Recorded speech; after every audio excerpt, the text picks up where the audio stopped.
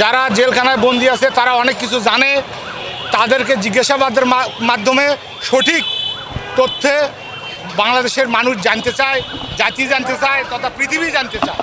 তো আমাদের দাবি একটাই, বাংলাদেশের ঐতিহ্যবাহী সংগঠন বিডিআরকে ধ্বংস করা হয়েছে।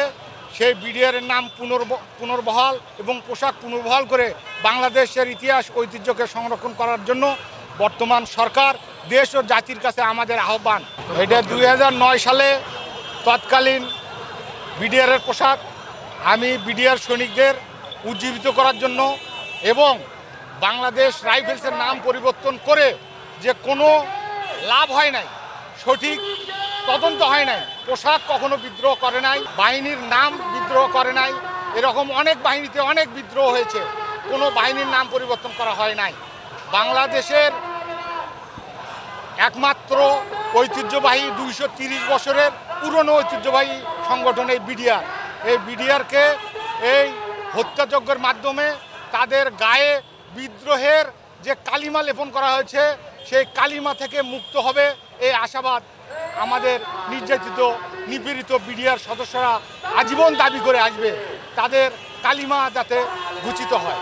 এই শান্তিপূর্ণ আন্দোলন পরিচালনা করার জন্য এখানে নেতৃত্ব দেবেন তারা আমাদের সকলেই বিডিআর সদস্য এবং আমাদেরই সন্তান।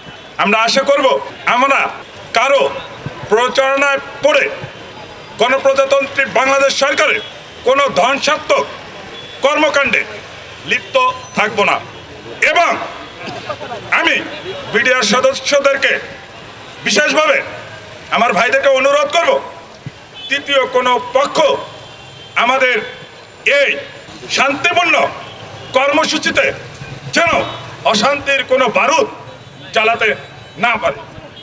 প্রিয় দেশবাসী থেকে শুরু করে সকলেই জানে বিডিআর একটি সুশৃঙ্খল বাহিনী।